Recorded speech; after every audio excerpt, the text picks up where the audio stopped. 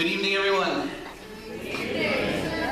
Thank you for coming out to our fall concert tonight. This is a celebration of the music that your students have done with us since the beginning of the year.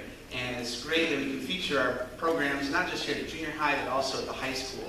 You're in for quite a treat tonight. Again, thank you for being here. My name is Sean Girk. I have the privilege of working with all of your kids. I would also like to introduce our new band director to Wyoming Public Schools. Please welcome with me, Mrs. Jane Detweiler.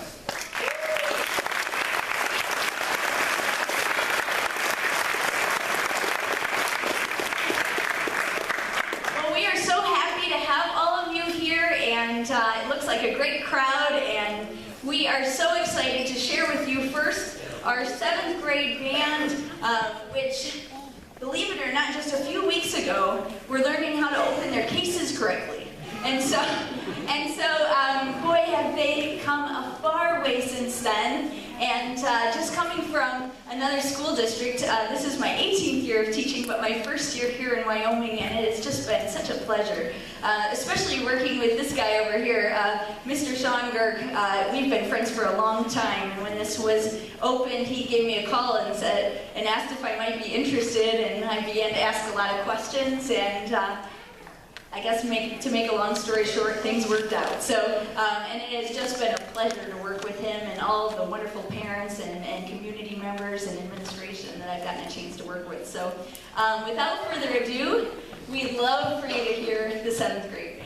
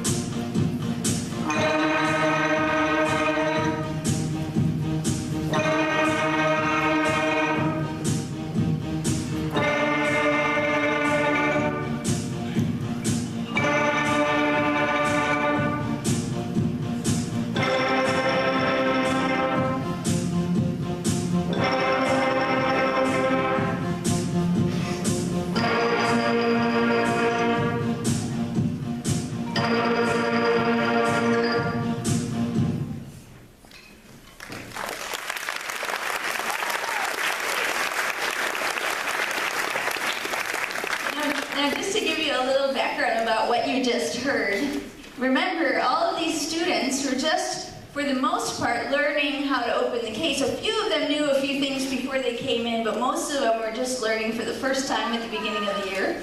And then they all had to learn how to put the instrument together. Then they all had to learn how to form their, what we call embouchure, or the way they form their mouths. So they all had to figure out how to get a good sound. Not just a sound, but a good sound. Who can tell us how to form a great clarinet embouchure? Who can tell us? Okay, child. Corner in, flat chin. Yeah, chin down, corners in, exactly right. How about a flute embouchure? What's something that you know about flute embouchure? Mackenzie, can you tell us a few things? Make sure that when you blow, you have your lips cornered up. Yeah, make sure that you have a finger's worth of space over your lips. Good. And how about a saxophone player? Okay, Carlos? You're supposed to put your bottom lip over your bottom teeth and front teeth on the top of the mouthpiece and something in like a drawstring bag. Yeah, like a drawstring bag. It comes together. So good job. And there's a lot of other instruments that we didn't get to, but just to give you some ideas of how we don't just make a sound, but we make a great sound. And so what you just heard were the first 5 notes that they learned. So everybody had to learn where their fingers go on their instrument and which fingers went down. But we learned a whole lot more in these last few weeks, and so you're going to get a chance to hear some of those pieces now.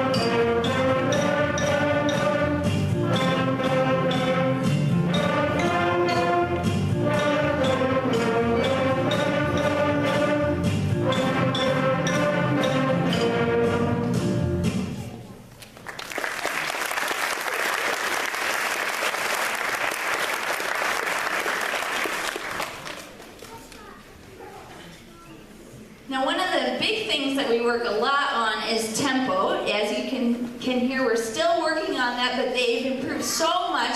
What are some of the ways that we can remember to play together at the same time? What's one? To tap your foot. Yeah, to tap your toes, so remember to do that. What else do we do in order to stay together? Listen to your neighbor. Yeah, listen to your neighbor. Isn't listening really, really important? Yeah, what else can we do to stay together? Have good posture. Yes, posture is always really important so we can see our conductor. Tapping your feet. Yeah, good. Using subdividing. So what is subdividing?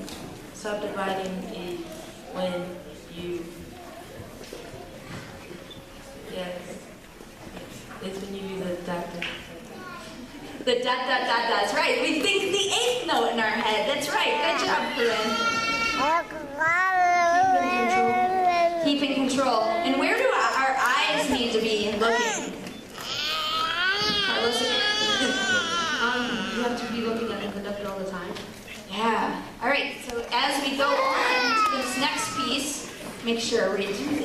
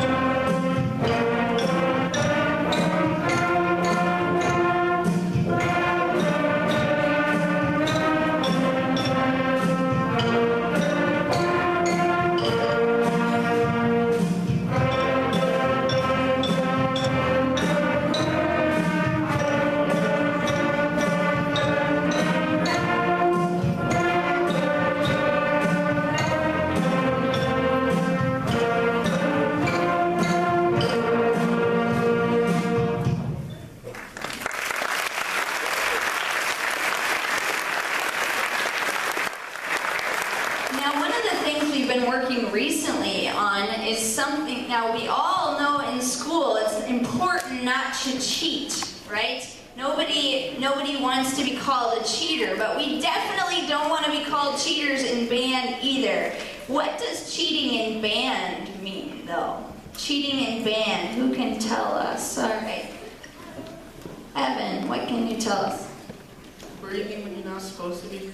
Breathing when you're not supposed to be breathing. Now, you would think that you could just breathe whenever you want to. Why is it important to breathe in only certain spaces? Destiny?